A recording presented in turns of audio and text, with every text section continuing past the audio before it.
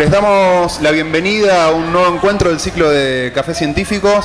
Este ciclo está organizado por la Secretaría de Estado de Ciencia, Tecnología e Innovación del Gobierno de la Provincia de Santa Fe, en coordinación con la Universidad Nacional del Litoral, el Centro Científico Tecnológico CONICET Santa Fe, la Universidad Tecnológica Nacional y la Universidad Católica. En esta oportunidad nos visita Claudio Sánchez nuevamente. Claudio ya está afiliado, abonado al ciclo de cafés. Este es el tercer año que nos visita. Y en esta oportunidad Claudio va a presentar The Big Bang Theory, Ciencia del Horario Central. Antes de dejarlo con Claudio, quería tomarme un segundito para comentarles algo del ciclo este. Este ciclo empezó en el año 2006, en el marco de la Secretaría. A partir del año 2008 tomó un fuerte impulso el ciclo este y hemos llegado a lo largo de todos estos años a hacer más de 88 cafés en toda la provincia. Esto es gracias a los investigadores que participan, al esfuerzo de la provincia en la organización y a todo el público que nos acompaña. A lo largo de la provincia han pasado más de 7.000 espectadores por este ciclo, así que bueno, es un placer poder seguir organizando esto, verlos a todos ustedes todos los meses. Así que bueno, les agradezco por estar acá y bueno, los dejo con Claudio para que arranque.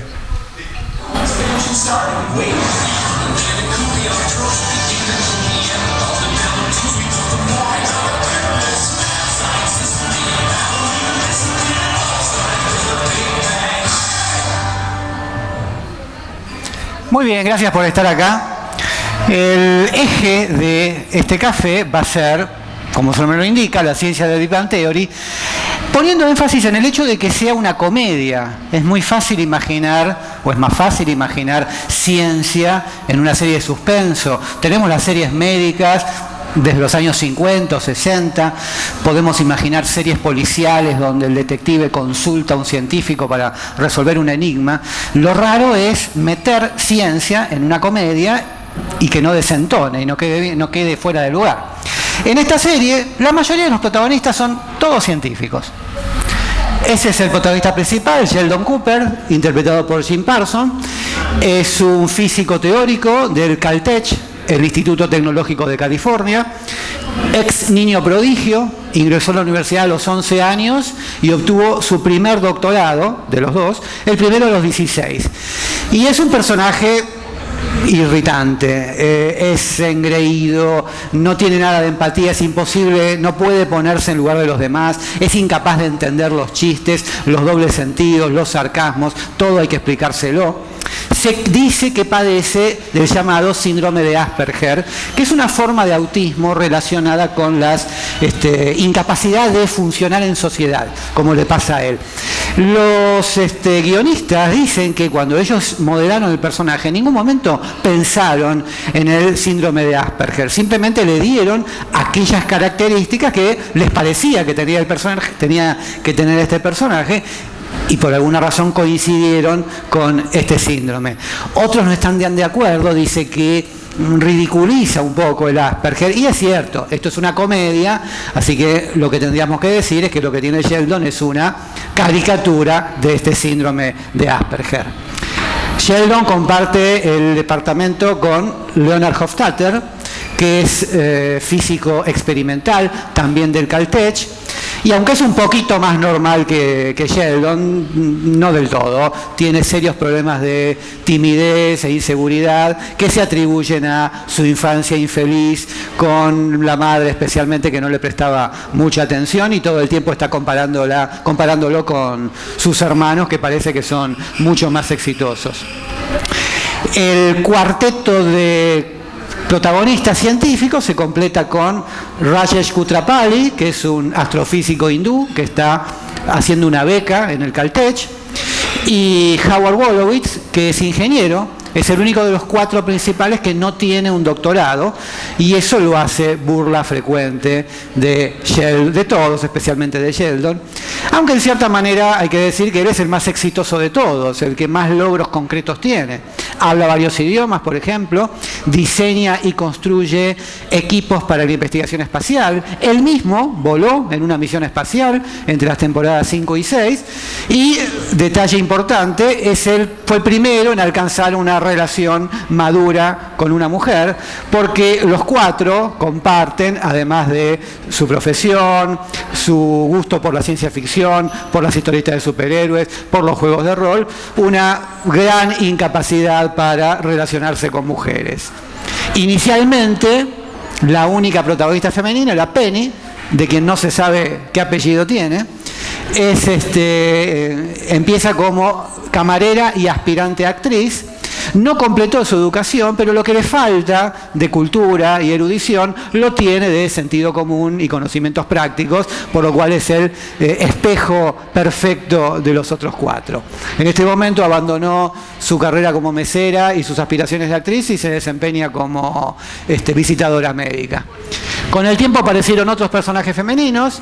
Bernadette es la primero novia y luego esposa de Howard, y uno de los personajes más logrados, Amy Farrah Fowler, que es neurobióloga, y el papel que juega en la serie solo se puede contar bien en inglés. Sheldon dice de ella que she's a girl who is my friend, but she's not my girlfriend. Es una chica que es mi amiga, pero no es mi novia, cosa que, como se imaginan, está cambiando a pasos agigantados a medida que progresan las temporadas.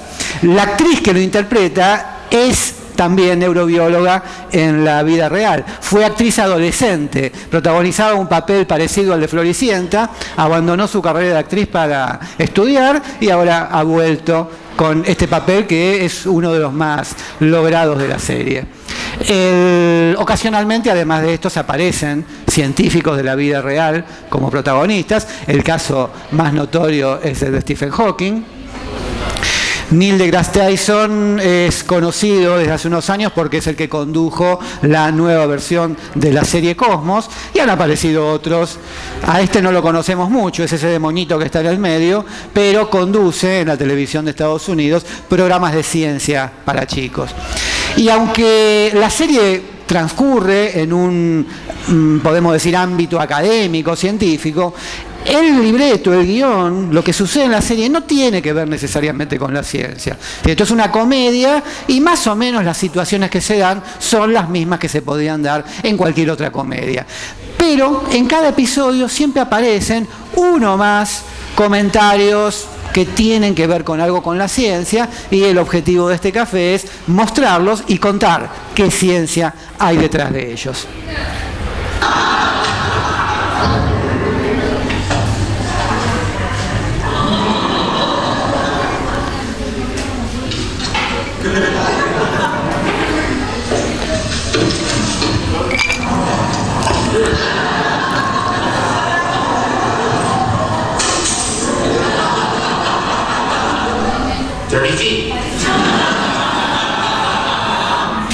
Leonardo acaba de calcular la altura de donde cayó la botella aplicando la llamada, por Galileo, que la descubrió, ley de caída de los graves, que es una fórmula muy sencilla que para cada tiempo de caída nos dice la altura de donde cayó.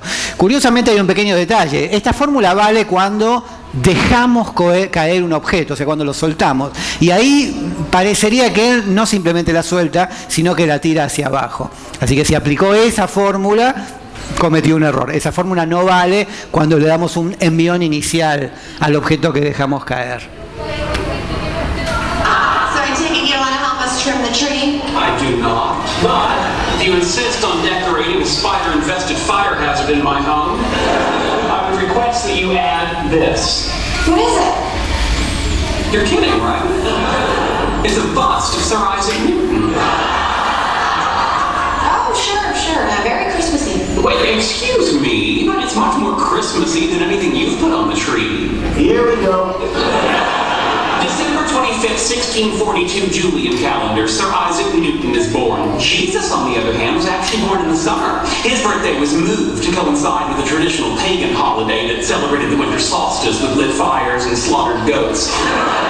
Which frankly sounds like more fun than 12 hours of church with my mother, followed by a Merry Newton-ness, everyone. Efectivamente, como si no hubiera hecho suficientes cosas notables en su vida, Newton nació el día de Navidad.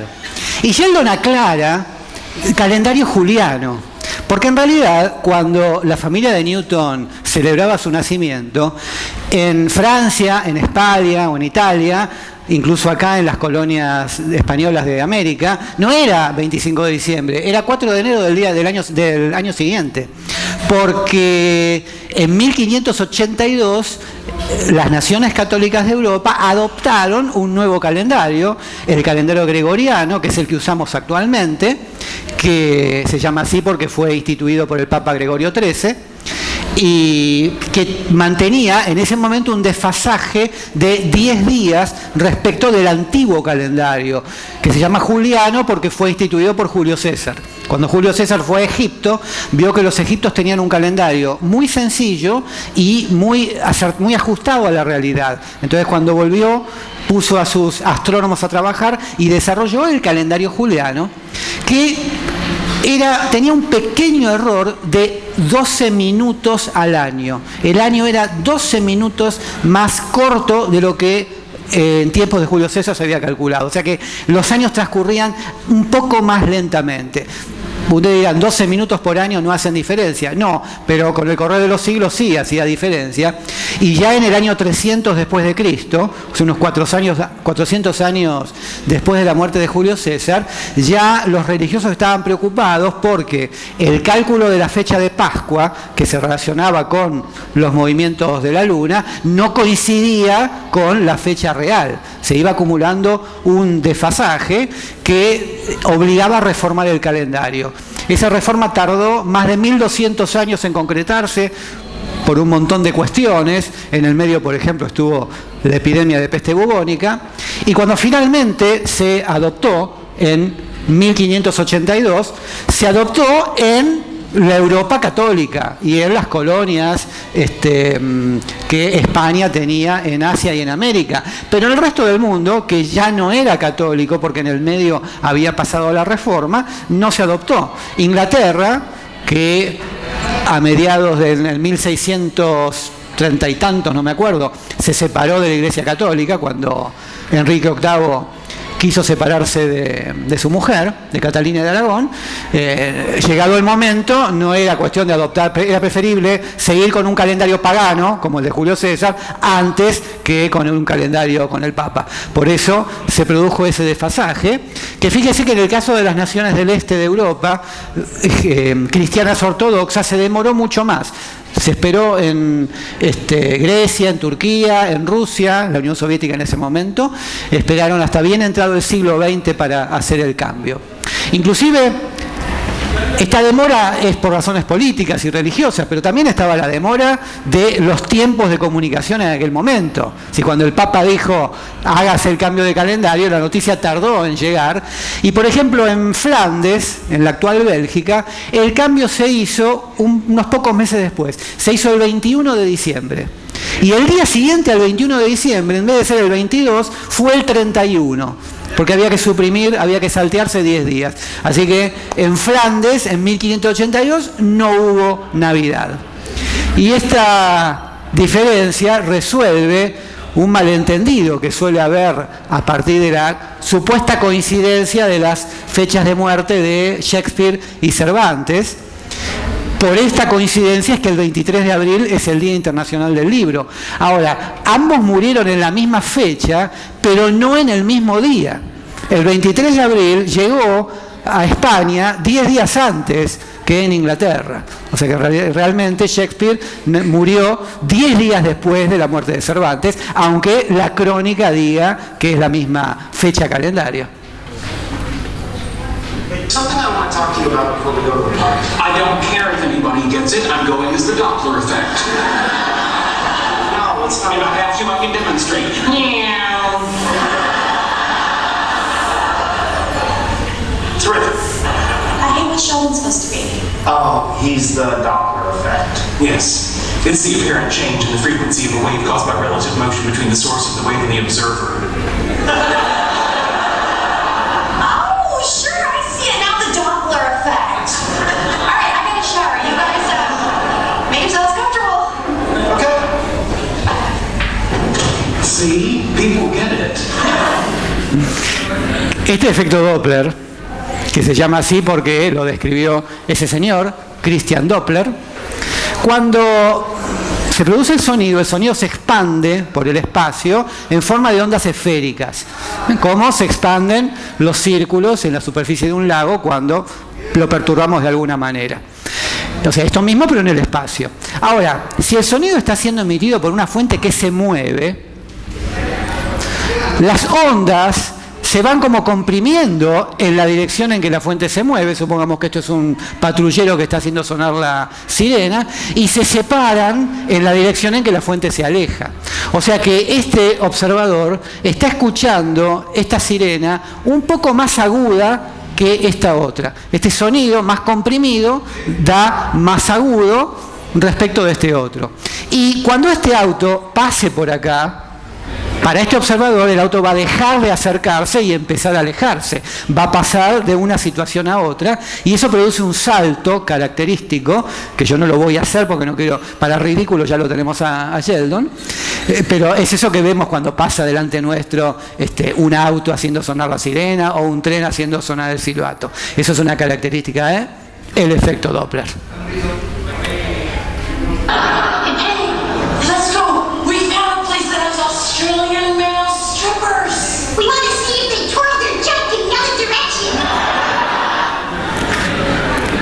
Pregunta si se balancean en la otra dirección. ¿Qué tiene que ver eso? Bueno, está jugando con... ¿Quiénes vinieron acá al Café de los Simpsons? Ah, menos mal, porque voy a decir lo mismo que dije aquella vez.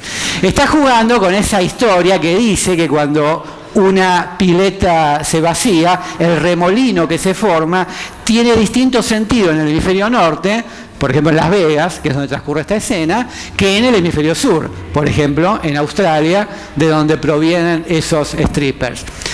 Que es una historia que, ya digo, es un mito, no es cierto. Ustedes llenen la pileta, vacíenla y van a ver que a veces el remolino gira para un lado, a veces gira para el otro, y no tiene nada que ver que estén en un hemisferio o en otro. Pero, como todo mito de este tipo, tiene una base. Supónganse que eso es una plataforma vista como una calecita vista desde arriba, que puede girar. Acá hay un tirador que dispara una flecha contra ese blanco. Y vamos a suponer que el tirador tiene buena puntería, es decir, él apunta, dispara y la flecha efectivamente da en el centro. Pero si la plataforma está girando, cuando la flecha llega al borde, ya el blanco ya se fue. El tirador, que está parado en la misma plataforma, también gira. Así que él sigue apuntando a el centro del blanco, y a pesar de que confía en su buena puntería, ve que por alguna razón inexplicable la flecha se desvió hacia la izquierda. En realidad no es que la flecha se haya desviado hacia la izquierda, es que el blanco se fue para la derecha. Esta desviación, en este caso aparente desviación, que sufre la flecha como consecuencia del giro de la plataforma, es una de las manifestaciones del llamado efecto Coriolis. Se llama así porque lo describió un ingeniero francés de apellido Coriolis, Gaspard de Coriolis. ¿Y qué tiene que ver esto con el desagüe? Esta desviación que sufre la flecha como consecuencia del giro de la plataforma, según el mito, también hace que el agua que va hacia el desagüe se desvíe como consecuencia del giro de la Tierra. Y como la Tierra gira en distintos sentidos según en qué hemisferio estemos, vista del hemisferio norte gira así, vista del hemisferio sur gira para el otro lado, esa desviación debería ser distinta en cada hemisferio.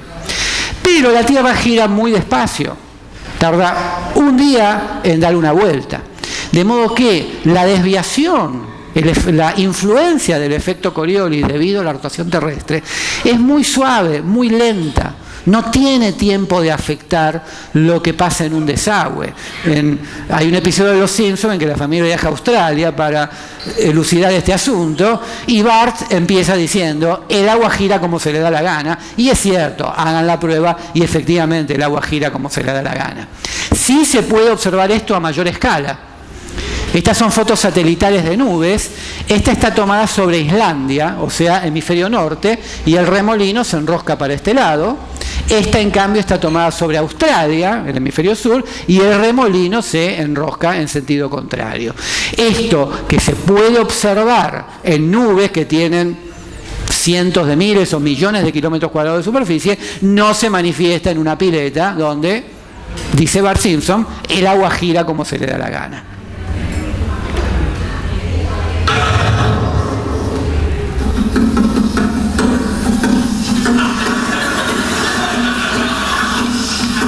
Don't let this be Sheldon playing bongos.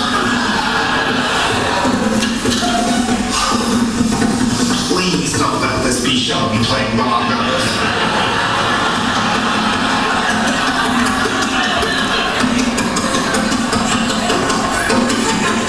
Hello there, do you like my bongos? Bet you didn't know that I had bongos. Sheldon, it's 3 o'clock in the morning. 3 in the morning is a good time for bongos. I was sleeping. Leonard sleeps while I play bongos. No, he doesn't. Leonard will sleep while I play bongos. Bongo solo.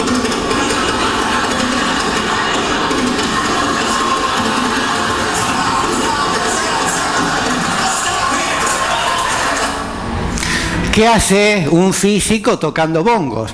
Bueno, no es el primer caso. De hecho, Sheldon explica a continuación que está haciendo lo mismo que hacía Richard Feynman. Richard Feynman, ese que está ahí, considerado uno de los físicos más brillantes del siglo XX, Premio Nobel de Física en 1965, participó en el proyecto Manhattan, que tuvo a su cargo el diseño y construcción de la primera bomba atómica, y además integró la comisión presidencial que investigó el accidente del Challenger. Están dando en este momento, en el History, un programa que les recomiendo fervientemente que lo vean, porque hace una pintura muy exacta de lo que era este personaje, que era uno de, sin duda, además de haber sido, como dije, uno de los físicos más brillantes del siglo XX, era sin duda el más excéntrico, pintoresco y extravagante, y una de sus extravagancias consistía en tocar el bongo. Y si no, vean. Este que está acá es Richard Feynman.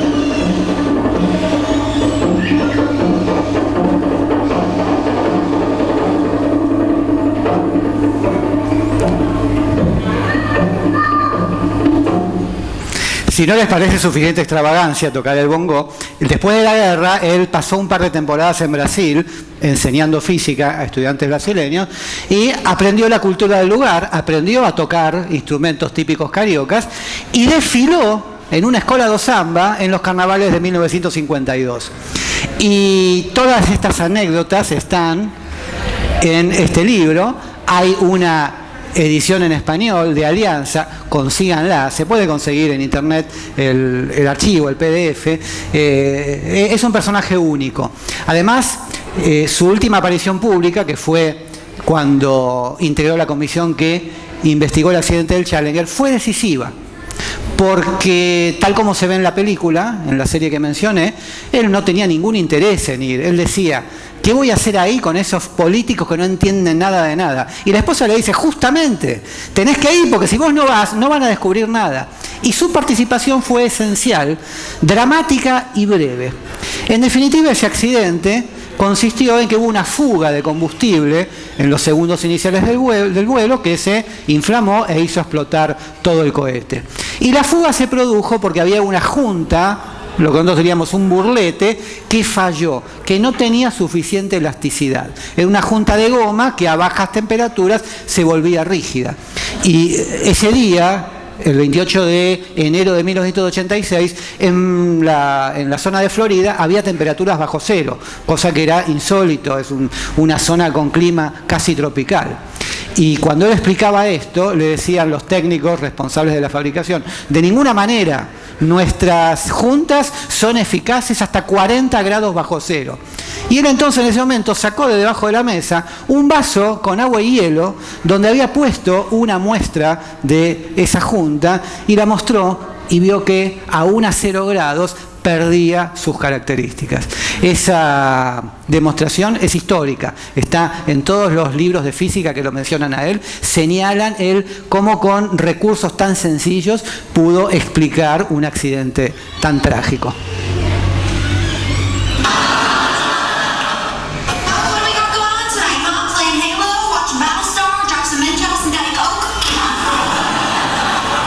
Están en la noche, un sábado a la noche, y Penny propone actividades que se supone le gustan a los chicos: jugar Halo, que es un juego por computadora, ver Battlestar Galactica o tirar pastillas de menta en una botella de gaseosa. Es un experimento que se puso de moda hace unos años. No lo voy a explicar, lo voy a mostrar directamente.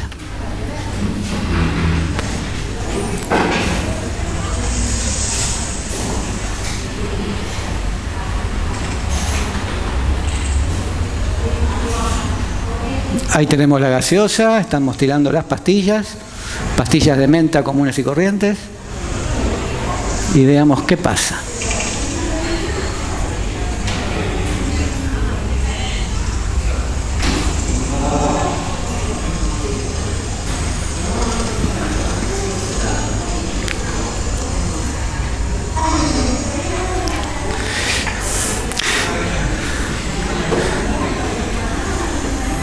No sé quién se anima acá a pedir una coca y ponerle y hacer este enchaste, hay que hacerlo al aire libre. Pero si ustedes ponen pastillas de menta y gaseosa en YouTube, van a ver varios videos, porque esto se mostró en el año 2007 y nadie creía, decía, no, hubo un truco, no puede ser que salga uno de afuera. Así que todo el mundo lo repetía a ver si era cierto, lo filmaba y lo subía a YouTube, y hay una gran cantidad de videos. ¿Y por qué funciona esto? La gaseosa tiene gas a presión. Puede ser gas inyectado artificialmente, como en el caso de la gaseosa, o producido por fermentación, como en el caso del champán o la cerveza. Y ese gas a presión trata de salir formando burbujas. Pero para que las burbujas se formen, necesitan un núcleo alrededor del cual nacer. Ustedes vieron cuando ven una copa de champán, por ejemplo, que parece salir una columna de burbujas, y ahí en el fondo del vaso, de donde surge la columna, hay o una rajadura o una partícula de polvo. Alrededor de eso se están formando las burbujas. Necesita, para nacer la burbuja, alguna burbujita que sirva como de semilla.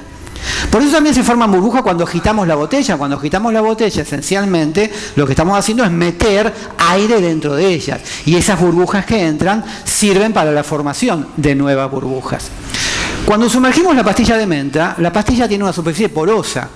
Cada uno de esos poros, cuando la pastilla se sumerge, retiene una pequeñita burbuja que sirve de núcleo de semilla para la formación de nuevas burbujas. Y como la pastilla tiene millones, cada minúsculo poro en la superficie es una semilla, se produce esa brusca efervescencia. Esto funciona con cualquier bebida gaseosa. Ahí ella habla de soda dietética y acá tenemos una coca común. Esto funciona también con soda, y si alguien quiere hacer el gasto, con champán también. Pero parece que los aditivos que tiene la gaseosa dietética favorecen la formación de espuma. Entonces esto se suele recomendar hacerlo con gaseosa dietética porque es un poco más espectacular, pero funcionaría igual de bien o casi tan bien con soda, por ejemplo.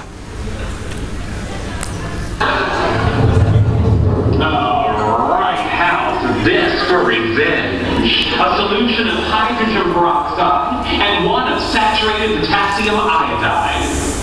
What's this? Mountain Dew. Ah, refreshing. Now, we're going to combine these chemicals with ordinary dish soap, creating a little exothermic release of oxygen.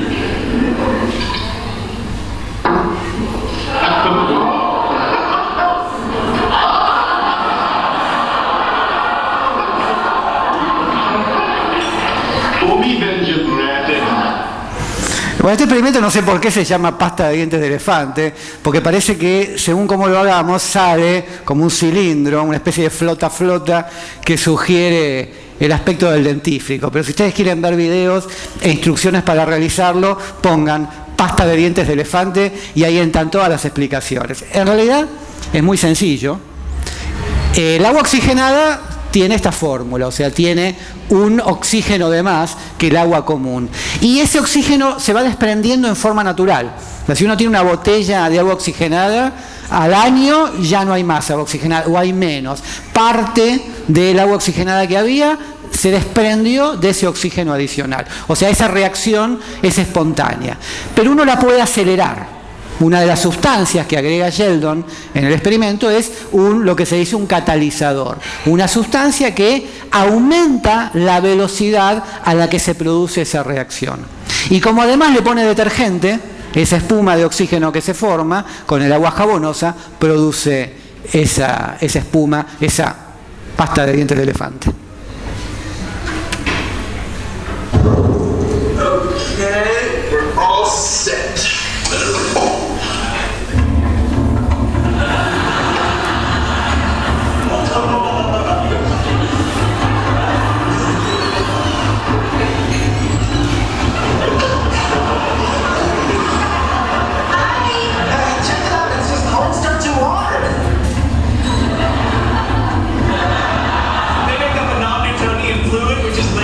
That's solid under the percussive action of the speaker. That's what makes it get all funky. Yeah, okay. Listen, I need to talk to Sheldon. Bueno, eso que está ahí es una mezcla de maicena y agua, más o menos en partes iguales. O sea, no es un engrudo, es sumamente líquido. Ahí se ve que encontró su nivel como si fuera líquido y además lo van poniendo con una cuchara. Pero cuando el parlante empieza a vibrar, esa agitación, esa presión que significa la vibración del parlante, le da solidez, le da consistencia. O sea, eso que es perfectamente líquido se convierte de alguna manera en algo más consistente. Eso que yo llamo consistencia o aparente solidez, técnicamente se llama viscosidad. Lo que le pasa en términos físicos a eso es que aumenta su viscosidad cuando está sometido a la presión del sonido. La viscosidad es eso, es la consistencia, la facilidad con la que fluye, cuán líquido o cuán espeso es. El aceite es más viscoso que el agua, la miel es más viscosa que el aceite. El fenómeno de la viscosidad fue estudiado por Isaac Newton, que encontró que esta propiedad es típica de cada sustancia. Cada sustancia tiene su índice de viscosidad, pero que esa viscosidad varía con la temperatura. En general, cuando se aumenta la temperatura, baja la viscosidad. Por eso, en los países de climas las regiones de climas muy fríos, hay un aceite de verano y un aceite de invierno, antes de que se inventaran los aceites multigrado, porque el aceite que era suficientemente fluido en verano era demasiado espeso en invierno. Más tarde se descubrieron sustancias que tenían un comportamiento completamente distinto. Caso típico, esta mezcla de almidón de maíz, maicena y agua, que aumentan su viscosidad cuando se la somete a presión. Como su comportamiento no es el que había descrito Newton, a esto se lo llaman fluidos no newtonianos. Sheldon dice, un fluido no newtoniano que es líquido en condiciones normales, pero sólido bajo la acción percusiva del parlante. Esto lo podemos hacer en casa, es perfectamente limpio. Tuvieron la precaución de forrar el parlante con un papel film, pero si tenemos presupuesto, podemos hacer una experiencia más espectacular. ¿De dónde iría? Acá hay 25.000 litros de esa sustancia, que es completamente líquido. Si uno se tira ahí, se hunde.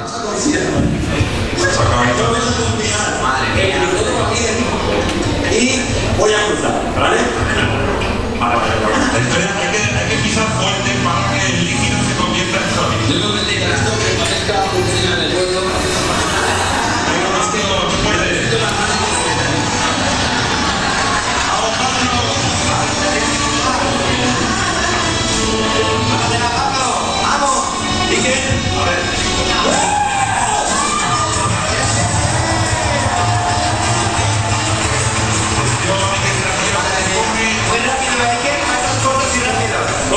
Eso, muchas veces. Allá sobre la fama.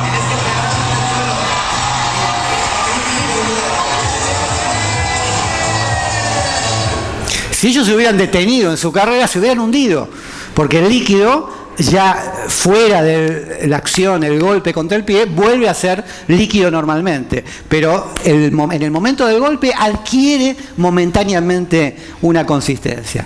Entre paréntesis, este video está tomado del programa El Hormiguero, que es un programa de entrevistas que hay en Antena 3 y que siempre tiene un segmento de alguna curiosidad científica. Así que antes estábamos hablando con los muchachos de las entrevistas de cómo está la ciencia en los medios de interés general. Bueno, este programa nos está llevando a la delantera porque mete un segmento de ciencia en un programa que en principio es de entrevistas.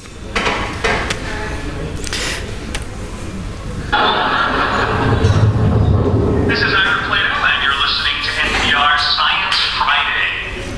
Joining us today by phone from his office in Pasadena, California, is Dr. Sheldon Cooper. This is gonna be a while. Thanks for being with us today, Dr. Cooper. My pleasure, Ira.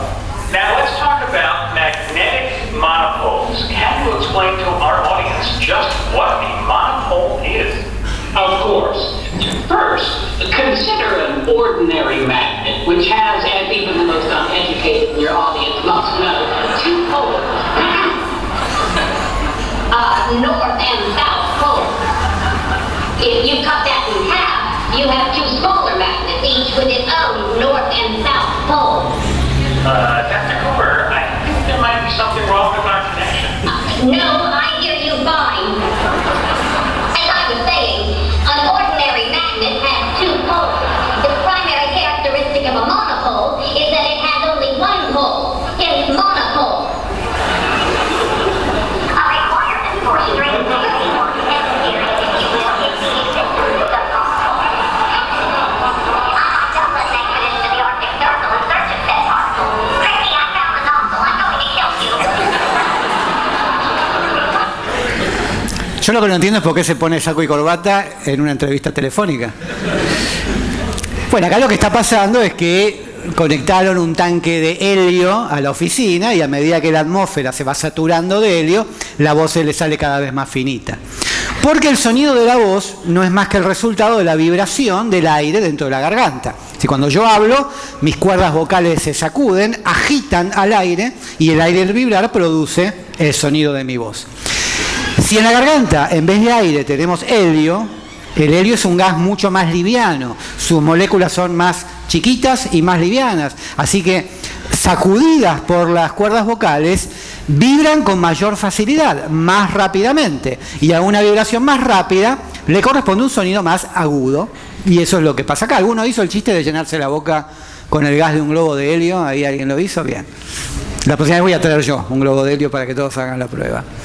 Podemos hacer el chiste contrario. Si en vez de llenarnos la boca con helio, o sea con un gas liviano, lo hacemos con un gas que sea más pesado. Ahora, esas moléculas más pesadas vibran con mayor dificultad, más lentamente, y a una vibración más lenta le corresponde un sonido más grave. Por supuesto, en todos los casos tiene que ser un gas que no sea tóxico, que no sea venenoso. Y aún así no hay que abusar, porque si nos llenamos los pulmones de helio, aunque el helio en sí mismo no es venenoso, el hecho de tener helio y no oxígeno conduce tarde o temprano a la asfixia. Así que esto hay que hacerlo con cuidado, no abusar. Un candidato para hacer el truco inverso es un gas que se llama hexafluoruro de azufre. Es un gas que tiene ciertas aplicaciones industriales, se usa como aislante y refrigerante en instalaciones de alto voltaje y es 6 veces más pesado que el aire. Así que podemos ver qué pasa cuando nos llenamos la boca con este gas. Before I come in, you should know I have to ask. For the record, not your worst opening line. The gas I use in my free electron laser to support high voltages, but it also has an interesting secondary use. Here, breathe it in. Before I do it, if you're a cop, you have to tell me, right? Just try it.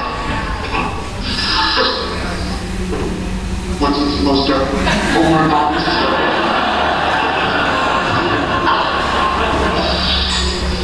You are a mean one.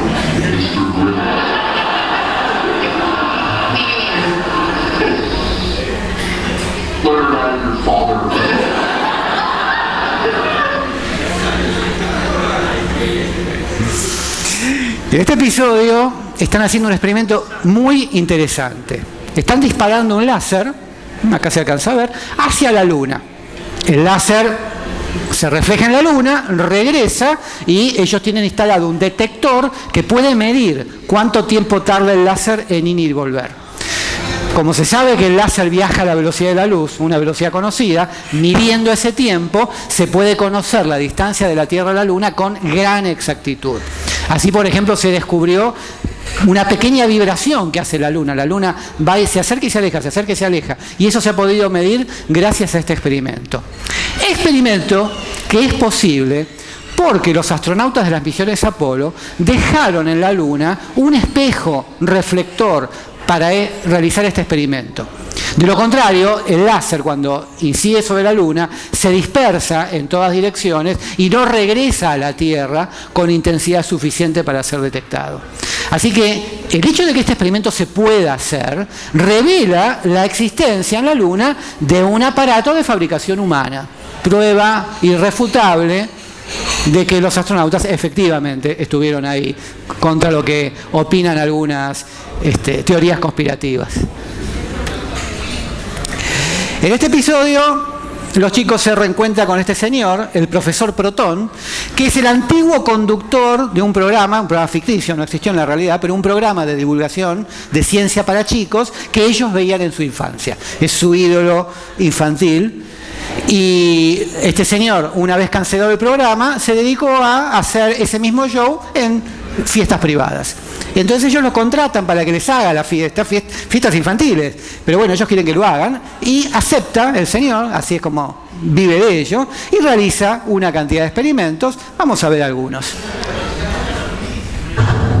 Okay, yeah, put the egg on top. Miren la cara de Penny. And the air pressure decreases in the class. What do you think will happen? I think I know. It's gonna get sucked in. It's gonna get sucked in. Okay, I didn't know.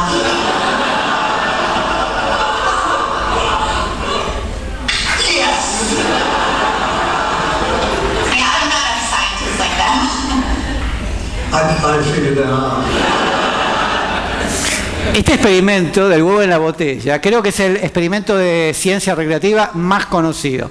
Cuando yo era chico, en los cuadernos de la escuela venían insertadas 2 láminas que había que coleccionarlas, pertenecían a series, y una era la serie de experimentos recreativos y estaba este experimento. Un experimento muy sencillo que en una botella ponemos un fósforo encendido, un algodón con alcohol, una vela, lo que sea, y tapamos la botella con un huevo duro y pelado. Cuando el fuego se apaga, el huevo es chupado hacia adentro, como vimos recién. Y curiosamente, uno dice, bueno, ¿y por qué pasa esto? La explicación que se encontraba en esas láminas que yo leía de chico y que todavía se encuentra en algunos lugares, es equivocada. Dice esa explicación equivocada que el fuego consume el oxígeno, o sea, retira el oxígeno del interior de la botella. Eso produce un vacío parcial que hace que la presión atmosférica empuje el huevo hacia adentro. Eso no es así, porque la materia no se destruye, el oxígeno se consume, sí, pero no desaparece, queda en combinación con otras sustancias. En el caso del fósforo, ese oxígeno se combina con el hidrógeno y el carbono de la madera del fósforo, produciendo agua, dióxido de carbono o monóxido de carbono, según el caso. Por cada molécula de oxígeno que se consume, se forman o bien 2 moléculas de agua, o 1 molécula de dióxido de carbono, o 2 moléculas de monóxido de carbono. Es decir, que en general, como resultado de la combustión, la cantidad de gas aumenta, porque una molécula de oxígeno se convierte en 2 moléculas de agua, y no disminuye, como dice la explicación equivocada. Lo que realmente pasa es mucho más sencillo. El fuego calienta y expande el aire que hay dentro de la botella. Cuando el fuego se apaga, el gas empieza a enfriar, se contrae y eso es lo que produce el vacío parcial que empuja el huevo dentro de la botella. Una versión distinta de este experimento consiste en hacer subir el agua dentro de un vaso puesto boca abajo. Alguno después lo buscará para ver de qué se trata. Potato clock. Do potato clock. What's that? I power a clock with a potato. Shut up! You can do that. I mean, wouldn't that solve the world's energy crisis? No. Bueno, este reloj de papa en realidad es una batería de papa. Es un reloj eléctrico común alimentado por una batería hecha con una papa. Una batería elemental es un vaso de agua, en el agua le ponemos vinagre, jugo de limón, una sustancia ácida que hace que el agua conduzca la electricidad. Y dos barritas metálicas, típicamente una de zinc y una de cobre. Cuando las barras metálicas se sumergen en esa solución ácida, ceden electrones, los electrones que están en el átomo, en los átomos del metal, pasan a la solución. Pero cada metal tiene distinta tendencia a ceder esos electrones. Hay metales que los ceden con mayor facilidad y metales que los ceden con menor facilidad. Entonces se establece un movimiento de electrones desde aquel metal que los cede con facilidad a aquel metal que no los cede con tanta facilidad. Y esa corriente es suficiente como para, por ejemplo, hacer funcionar un reloj. En la batería de papa es exactamente lo mismo. Tenemos la barrita de zinc, la barrita de cobre, y la humedad de la papa, que tiene pequeñas cantidades de ácido, es la que juega el papel del agua con ácido acá. Esto también funciona con un limón. Parece que con un limón es mejor porque el limón tiene más contenido de ácido. Y si no, podemos poner varias, una al lado de la otra, conectadas en serie, así se dice técnicamente, para aumentar la tensión. Pero este también es un experimento que se suele hacer en las escuelas, en las clases de química. Bueno, acá como yo por contrato tengo que mencionar a los Simpsons siempre, en un episodio en que hay un corte de energía, alimentan el proyector de cine con una papa. Bueno, el show del profesor Proton continúa hasta que se siente un poco incómodo ese señor haciendo este show infantil para personas adultas y encima científicos, así que interrumpe el show diciendo: no quiero seguir, yo les devuelvo la plata, pero yo soy un científico serio, ¿qué hago haciendo esto? Yo tendría que estar haciendo cosas importantes, no esta tontería. Y veamos qué dicen los chicos sobre esa tontería.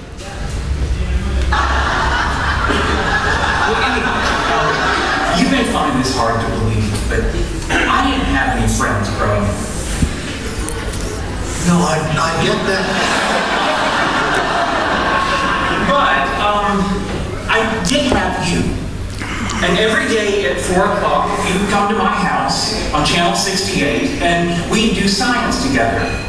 If it hadn't been for you, who knows what would have become of me? You know, instead of a world-class physicist, I could have wound up as a hobo or a surgeon. I think there are important discoveries being made every day because you inspired millions of kids to pursue science. In a way, their discoveries are your discoveries. Yeah, it's true. A generation of young scientists are standing on your shoulders. Well, thank you guys. That means a lot. It's important you know how much you mean to us. Bueno, me gusta mucho esta reflexión que reivindica el papel del humilde maestro de ciencia como un protagonista esencial del progreso científico. Porque, como dice Leonard, los avances de la ciencia se producen porque alguien le inspiró a un chico a estudiar ciencia. Y sin los divulgadores, sin los docentes, ese avance tal vez sería mucho más lento. Así que yo suscribo todo lo que dijo Leonard y, como no me quiero poner muy serio, voy a terminar. Bazinga. Gracias.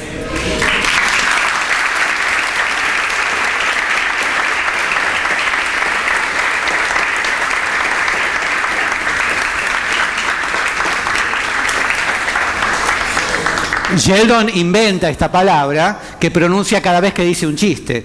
Él es incapaz de entender los chistes, especialmente cuando están asociados a algún doble sentido o algún juego de palabras. Entonces, él tiene miedo de que los demás tampoco lo entiendan, entonces avisa con esta palabra: esto que acabo de decir es gracioso. Bueno, vamos lugar a las preguntas, comentarios. Bien, lo que yo quiero saber si lo de Patoruzú son chistes o bromas.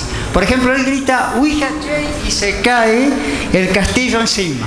¿Puede un sonido fuerte derrumbar a un edificio? No, seguramente no. Seguramente no, pero no se me había ocurrido. Me parece que el año que viene voy a hacer un café, la ciencia de Patoruzú. Yo digo si es ficción o es broma. Bueno, hay una historieta de Tintín, sí, donde el profesor Tornasol, el científico loco, fabrica un aparato para destruir edificios con sonido. Yo no sé si Hergé, el autor de Tintín, leyó a Dante Quinterno, pero le prometo que voy a indagar sobre eso. Cómo no, muchas gracias.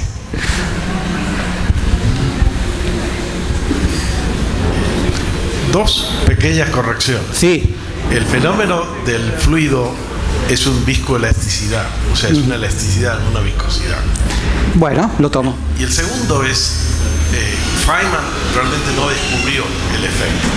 Había un ingeniero de Morton Tire, sí, es cierto, Utah, que fue el que dijo: no larguen el cohete porque hace demasiado frío. Y además, toda esa serie que yo le digo está basada en un libro de Feynman, que es una especie de continuación del que mostré ahí. Que la primera mitad son más de apuntes autobiográficos de él, y la segunda mitad es el informe que él presentó a la comisión presidencial. Y tal como lo cuenta él, hay como usted dice, uno de los técnicos de la empresa que fabricaba el combustible llamó la atención sobre el problema de la temperatura. Y aparece otro personaje, un militar, que lo invita a la casa Feynman, y cuando Feynman llega, él está en el garage arreglando el coche y le dice que tengo un problema acá por la baja temperatura, y después parece que queda claro que era la forma en que él le estaba avisando a Feynman: investigue este tema de la temperatura. Él no lo podía decir porque él, como militar, promovía un proyecto alternativo a los de los transbordadores, entonces habría quedado como un comentario interesado. Pero sí, la historia de Feynman es brillante. Esta es la primera vez que yo lo veo llevado a la ficción. Pero, por ejemplo, en YouTube se pueden ver las Feynman Lectures, las clases de Feynman. Feynman tuvo la visión, o alguien cercano a él, de grabarlo, estamos hablando de los años 50 y 60, de grabarlo dando clase.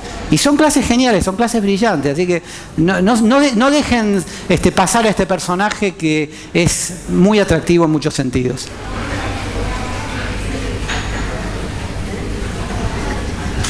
¿Alguien más?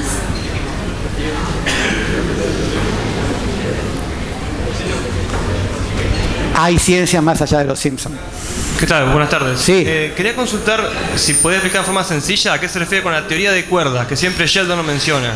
No puedo. ¿No se puede? No. Es más, acá yo dejé pasar dos chistes porque yo soy incapaz de explicarlos. Uno en que Sheldon compara cuando Penny y Leonard son vecinos y se hacen amigos, y en algún momento dudan dar el siguiente paso en convertirse en novios, porque si fracasa la relación, tal vez después no puedan volver a ser amigos. Y Sheldon compara esa situación con el gato de Schrödinger, que hasta que no se abre la caja no se sabe si está muerto o no. Así que hasta que no den ese paso, no se va a saber si la relación va a funcionar o no. Pero soy incapaz de explicarlo en términos sencillos, así que yo suprimí esa referencia. Y también hay un chiste que cuenta Penny, que yo lo voy a contar, pero no lo voy a explicar porque no lo sé. No soy capaz de explicarlo. Es un señor que todas las tardes va a un bar como este y pide 2 cafés. Uno se lo toma él y el otro se lo ofrece, lo deja en la mesa de al lado. Todos los días hace lo mismo. Y el mozo le pregunta, ¿por qué hace eso? Y le explica, porque yo soy físico y la física cuántica enseña que la materia acá alrededor de esta mesa podría llegar, bajo ciertas condiciones, a condensarse en la forma de una bella mujer. Entonces yo le voy a ofrecer el café y a lo mejor se enamora. Y él le dice, bueno, pero acá está lleno de mujeres lindas, ¿por qué no le ofrece uno a ver si se enamora? Ay, qué probabilidad de que eso ocurra.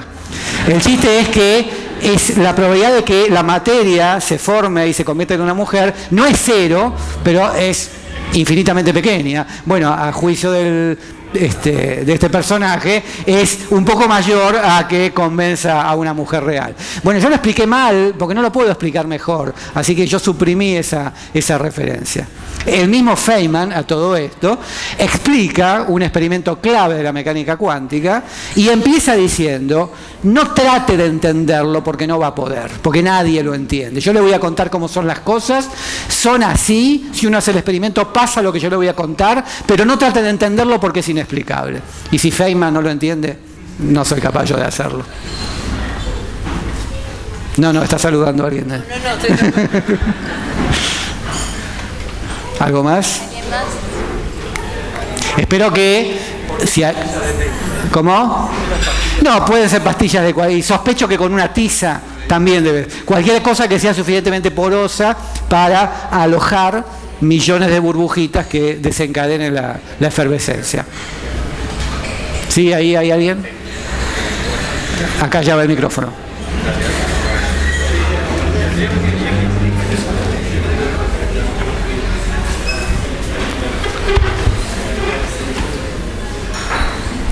Sí, esta es no tan científica, digamos. Si puedes interpretar quizás el comportamiento de Sheldon. Él se la pasa diciendo que tiene un máster y 2 doctorados, pero sin embargo tiene la mentalidad de un adolescente. ¿Por qué se comporta de esa manera?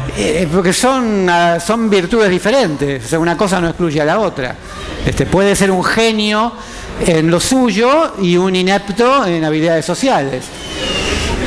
Igual no soy psicólogo yo, pero digamos, por raro que parezca, deben ser compatibles las dos cosas. Sin duda, sí, pero él siempre se refiere a su madre y demás. ¿Hay algo detrás de eso que...? Supongo que pueden invitar a un psicólogo que diga psicología en horario central y explique esas cosas, pero no se sabe. Él dice que, por ejemplo, el único que lo alentó en estudiar ciencia fue el abuelo, que murió cuando era muy chiquito. La madre, por otra parte, es cristiana ferviente, que reza por él todo el tiempo, y cosas por el estilo, así que... Incluso menciona que le hizo estudios cuando era chico y que... Sí, porque él dice, no estoy loco, mi mamá me hizo revisar cuando era chico, pero hay un momento que la madre dice, debería haber consultado al otro psicólogo, debería haber pedido una segunda opinión. Jim Parsons ganó 2 o 3 veces el Emmy como mejor actor de comedia por este papel. Y pueden buscar en YouTube, porque él hace además la voz de, no me acuerdo qué película que está por estrenar, y hay un video en YouTube donde él está en un programa de la televisión hispana tratando de hablar castellano, porque él habla un poquito de español. Es muy gracioso porque además no es Sheldon, es Jim Parsons, así que es un personaje tranquilo, humilde, tímido, que no tiene nada que ver con el Sheldon. Es raro ver a esa figura, a esa persona, en un papel tan distinto al que lo conocemos a través de la serie.